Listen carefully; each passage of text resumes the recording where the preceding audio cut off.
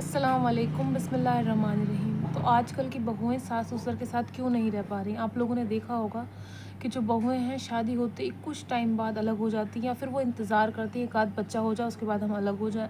ऐसा क्यों है? ऐसा दिमाग में क्यों डाल दिया गया है कि सास-ससुर बहुत ज़्यादा बुरे होते हैं, बहुत सास-ससुर बहुत ज़्यादा ज़ुल्म करते हैं, सास-ससुर बहुत ज़्यादा ख़राब होते हैं, जबकि ऐसा बिल्कुल भी नहीं है। देखिए, वो हमें ज़िंदगी जीने का सलीका या तरीका सिखाते हैं। हमें ऐसा लगता है कि हम पे बहुत ज़्यादा बाउंडेशन लग रही है, हम पे बहुत ज़्यादा पाबंदियाँ लग रही हैं, जबकि ऐसा कुछ नहीं है।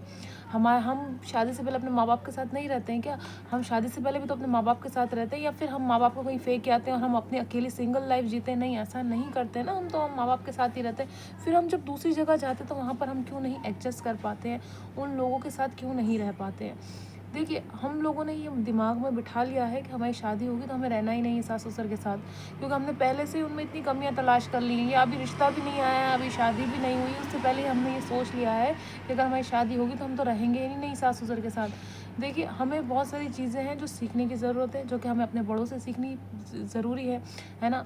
वो सीखने के लिए हमें उनके साथ रहना होगा। क्यों? क्योंकि हम अपने बच्चों को हर चीज़ नहीं सिखा सकते, हम अपने बच्चों को हर चीज़ नहीं बता सकते। जिस तरह से हमने अपने दादा-दादी या नाना-नानी से बहुत सारी चीज़ें सीखी हैं, या बहुत सारी चीज़ें हमारे दादा-दादी या नाना-नानी ने हमें बताई हैं, उसी तरह से उन बच्चे को भी उस चीज़ की ज़रूरत है। जो आपके बच्चे होंगे उनको भी ज़रूरत है दादा-दादी की, नाना-नानी की। फिर हम ये शिकायत करते हैं कि दादा प्यार नहीं करते, दादी प्यार नहीं करती, नानी प्यार नहीं करती, कोई पूछता नहीं हमारे बच्चे को, पहले तो हम दूर लेके बैठ जाते हैं। तो देखिए, ऐसा हमें हरगिज़ भी नहीं करना चाहिए। हमारे आगे भी बच्चे होंगे, फिर हमारे बच्चे हमारे साथ ऐसा सलूक करेंगे तो हम उनमें कितनी कमियाँ निकालने लगेंगे, या फिर जब हम बुढ़ापे के करीब आएँगे तब हम कहेंगे सबको मिल बाँट के रहना चाहिए, सबको मिल बाँट के, पर पूरी जवानी जो है हम अकेले गुज़ार देते हैं, पूरी जवानी हम अकेले आराम में गुज़ार देते हैं, अकेले रहना पसंद करते हैं। देखिए, हमारे माँ-बाप की ज़िम्मेदारी हो या फिर सामने वाले इंसान के माँ-बाप की ज़िम्मेदारी हो, ज़िम्मेदारी हमारी है।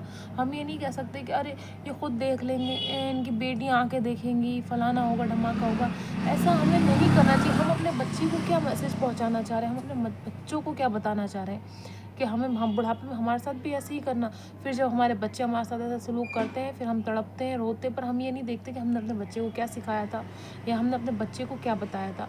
हमें ऐसा हरगिज़ भी नहीं करना चाहिए। देखिए, मैं आपको बताऊँ, अगर आप शादी करने जा रहे हैं तो देखिए, शादी एक बहुत बड़ी जिम्मेदारी है। शादी कोई हलवा नहीं है कि आपने गरम-गरम खा लिया, शादी कोई खेल मज़ाक नहीं है, शादी का नाम है, बहुत अच्छा लगता है सुनने में, अरे शादी। शादी को निभाना सबसे मुश्किल है। अगर आप मेंटली प्रिपेयर हैं, अगर आप ज़िम्मेदारी लेने के लिए तैयार हैं, एक तो आपको आपकी खुद की ज़िम्मेदारी, सामने से आपके शौहर या आपकी बीवी की ज़िम्मेदारी, या उनके माँ-बाप या उनके जो भी रिश्तेदार हैं, दूर के, करीब के, कभी-कभी वो आएँगे मिलने, उनकी ज़िम्मेदारी है। ये सब ज़िम्मेदारी हमारी होती। पर अगर हम दिमागी तौर पे तैयार नहीं हैं, हम रेडी नहीं है मेंटली, हम इतने स्ट्रांग नहीं हैं, हम बहुत कमज़ोर हैं, हमें हमेशा कोई इंसान चाहिए होता है हर चीज़ के लिए, हमारा हर काम मम्मी ही करती है, तो फिर बहुत मुश्किल हो जाएगी आपकी शादी, है ना? ऐसा नहीं कह रही हूँ मैं कि आपको जो है अपने सास-ससुर की गुलामी करनी चाहिए। देखिए, कोई भी चीज़ गुलामी नहीं होती। हर इंसान के घर में आजकल एक आध कोई काम करने वाला नौकर भी होता है। चलो नहीं भी है, तो सब लोग मिल बाँट के काम करते हैं। देखिए, एक हैप्पी फैमिली, एक जॉइंट फैमिली कितनी अच्छी होती है ना? आपको ये समझने की कोशिश करनी है कि आप अगर अपने आप को अलग रखेंगी सबसे, फिर पूरी ज़िंदगी आपकी ऐसे ही गुज़र जाएगी, और फिर बाद में आपको अटेंशन चाहिए होगी, बाद में आप कहेंगे लोग मेरी इज़्ज़त करें, लोग मुझे उतनी ही इज़्ज़त दें जितनी हर लड़की के ससुराल में होती है। तो इज़्ज़त कमानी पड़ती, इज़्ज़त ऐसे ही नहीं मिल जाती हर लड़की को। हम देखते हैं ना कुछ लड़कियों को, अरे यार, ये तो बहुत अच्छे से रहती है, इसकी ज़िंदगी तो देखो कितनी अच्छी है, पर उसने बेचारी ने ससुराल में क्या पता क्या-क्या चीज़ें बर्दाश्त की, कौन-कौन से चीज़ें की, कौन-कौन से काम किए, उसके बाद उस लेवल तक वो पहुँची है ना?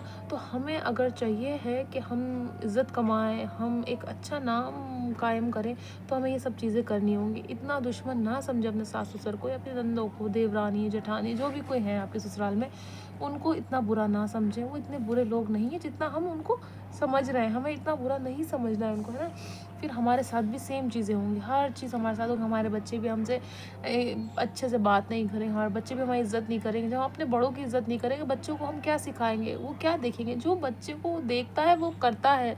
हम कहें ये करो तो नहीं करेगा, पर वो जो देखेगा हमें करते हुए वो ज़रूर चीज़ें करेगा।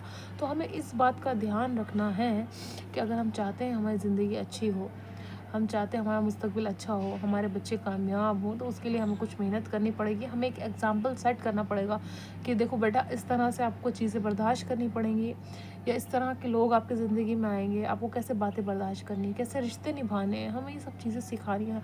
क्योंकि हम एक इस तरह से ऐसे उम्मत से आते हैं ना कि जहाँ बर्दाश्त का सिखाया जाता है बचपन से।